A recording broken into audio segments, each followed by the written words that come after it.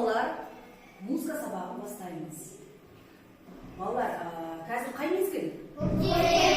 Көктем мезгілі. Біз көктем мезгілін үш тілде айтайықшы.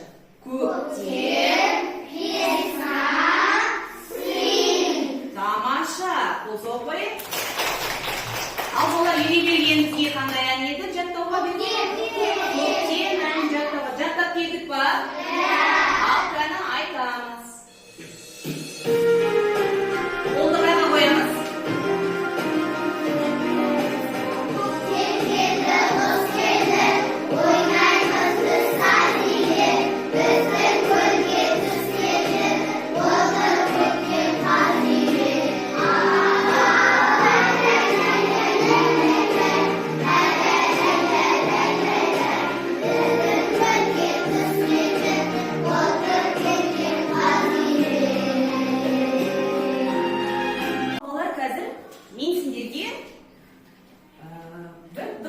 Екі дыбыс қоямыз. Сол дыбыстардың ішінен, екеуінен қайсы көктемге қатысты екенін айтамыз. Бірінші сендер мұқият тыңдап алыңдар. Көзімізді жұмамыз.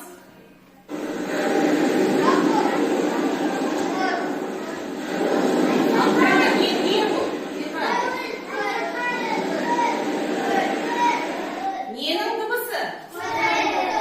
Көлдің дыбысы, толқынның дыбысы, е?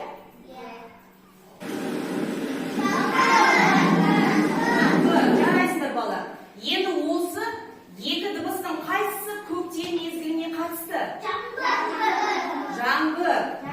Жарайсыңдар балалар. Демек бүгінгі біздің сабағымыз не жайлы деп ойлайсыңдар? Жаңбыр жыл туралы. Жарайсыңдар. Енді жаңбыр деген сөзді мен сендер бүгін үш тілде айтуды үйренейік. Қазақша жаңбыр. Орысша не дейді білеміз ба? Дождь дейді. Жарайсыңдар. Бек жаңа қол соғып қойып. Ал ағылшынша rain дейді. Қайталаймыз. Rain. Енді үшінде айтып көрейік. Жаңбыр, дождь, rain. Жарайсыңдар балалар. Енді балалар жаңбырдың түрі өте көп екен балалар. Сендерге жаңбыр жауған ұнай ма сендерге? Ал жаңбыр жауған кезде көңіл күйлерің қандай болады? Жақсы бола ма? Сендер көңіл жаңбыр жауған кезде далаға шығасыңдар ма? Жоқ. Ойнай алмай қаласыңдар, иә? Ал көңіл күйлерің неліктен жақсы болады? Өйткені жаңбыр суға соқпайды, таза ауа болады. Тамаша, таза ауа болады, табиғатты гүлдендіреді екен, иә? Енді балалар жаңбырдың түрі өте көп екен. Және жаңбыр қалай пайда болады? Сол жайлы біз мына бейне жазбаға назар аударамыз. Сіз осы жаңбырдың қалай пайда болатынын білесіз бе? Жаңбыр тропосфера қабатында алдымен қозғалысында болады. Кейін жер бетіне жақындаған сайын еріп ұсақ тамшыларға айналады. Бір қызығы жаңбырдың да бірнеше түрі бар. Келесі жаңбыр бөлсе, ақ жаңбыр бір қалыпты толассыз ұзақ жауады. Боз жаңбыр жаңбырдың баяу жауатын түрі. Қара жаңбыр тек күзде ғана жауатын қалың жаңбыр. Ал балалар, енді біз жаңбырдың дыбысын тыңдап, көрейік, мұқият тыңдаймыз.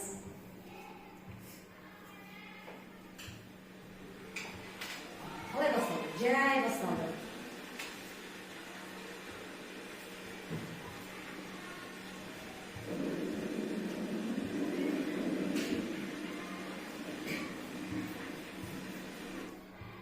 Ал балалар, жаңбырдың дыбысын тыңдадық па қазір, мұқият?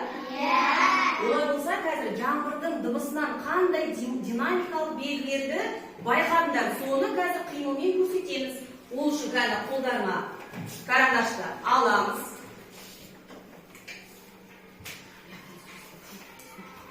Балалар, жаңбырдың дыбысын естідіңдер ме, тыңдадыңдар ма? Олай болса, осы жаңбырдың дыбысынан қандай динамикалық белгілерді естідіңдер, соны қазір қимыл арқылы көрсетеміз. Мен сендерге айтып отырамын. Қолымызға карандашымызды аламыз. Бірінші жай басталды, яғни пиано.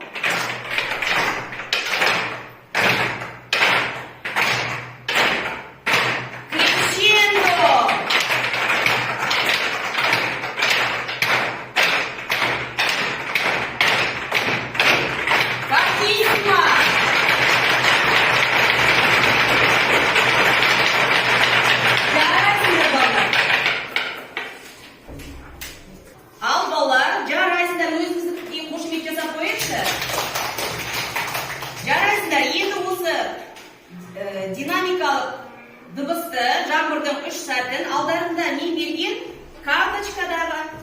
dinamikалық белгілерге кәні белгілеп қойыңдар. Бірінші пианоны 1 деп қой белгілейміз. Крещендоны 2 деп белгілейміз. Фортиссиманы 3 деп белгілейміз.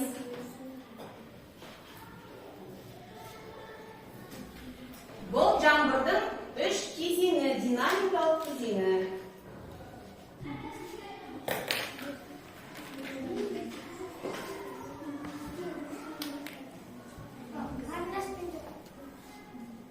Ручкамен жазамыз, балалар. Қаламмен жазамыз.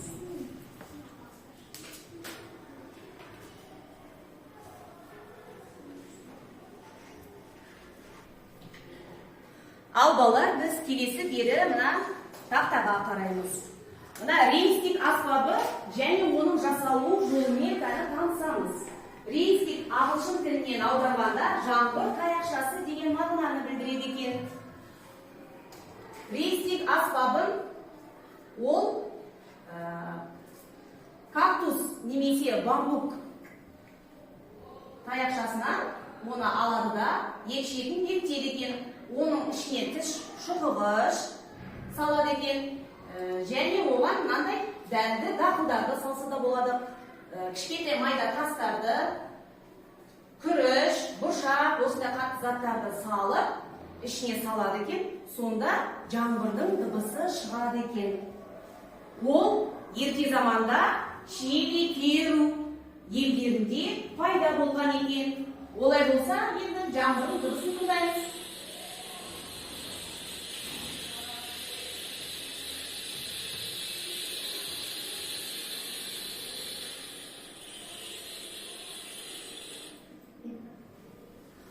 Ал балалар, жаңбырдың дыбысына ұқсай ма екен?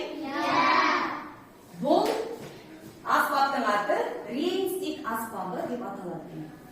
Демек біз бүгінгі біздің өтетін әніміз жау жаңбыр. Келесі 107-ші бетті ашамыз, балалар. Кәні 107-ші бетті ашамыз. 102-ші бет. Келесі 104-ші бетте жау жаңбыр әні. Сөзі Шөмішбай Сарифтің жау жаңбыр әнін айтып үйренеміз. Ол үшін кәні бәріміз бері қараймыз.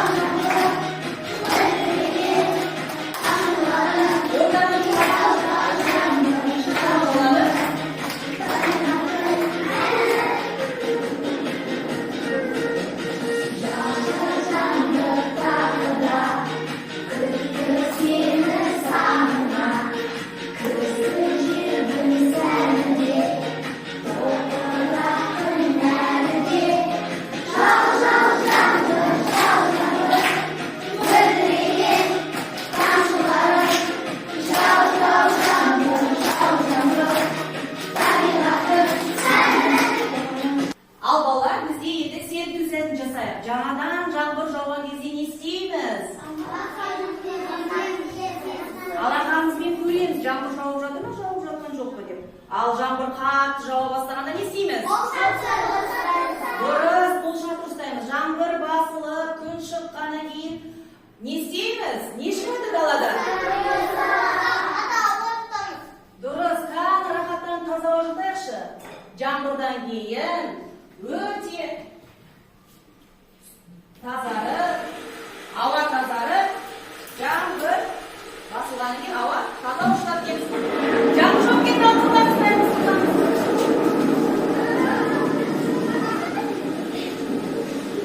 Жарайсыздар, балалар, ұстаймыз.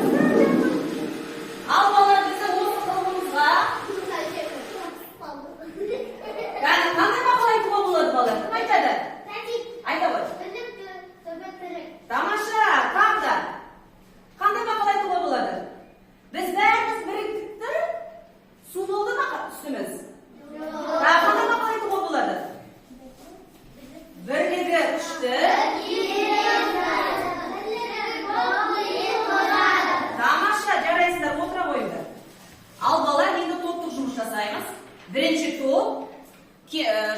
кейінгі кемпір қосақтың суретін саласыңдар.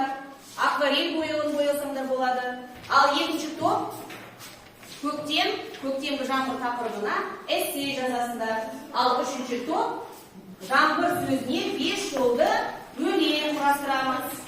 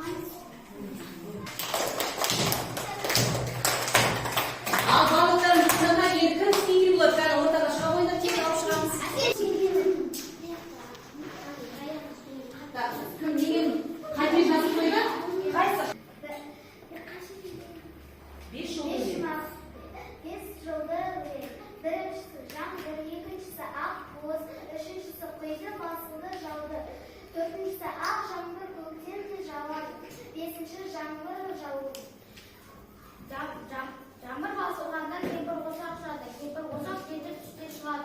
Жеті түстен болады. Біріншісі қызыл, екіншісі қызғылт сары, үшіншісі сары, төртіншісі жасыл, бесіншісі көгілдір, алтыншысы көк, жетіншісі күлгін. Аха, бері тұра ғой. Қол соғып отырамыз балалар. Дұрыс айтып жатыр ма? Ал келесі. Жаңбырлар көктем. Көктемде жаңбыр жауған табиғатқа өте пайдалы. Әсіресе сәуір айындағы жаңбыр пайдалы. Оны мына мақалда білуге болады. Сәуір айында күн күркіреп, күн күркіресе көк түпке ерер. Тамаша. Қол соғып қойыңыз. Ал балалар, бүгінгі сабақты жақсы түсінгендерің күнге стикер жапсырасыңдар. Сабақты онша түсінбедім деген бұлтқа, ештеңке түсінбедім деген найзағалы бұлтқа стикер жапсыра қойыңдар.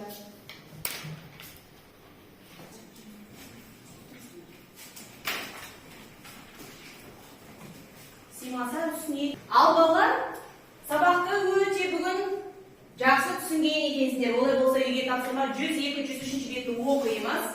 104 беттегі жау жаңбыр әнін жаттап келеміз. Осымен бүгінгі біздің сабағымыз аяқталды.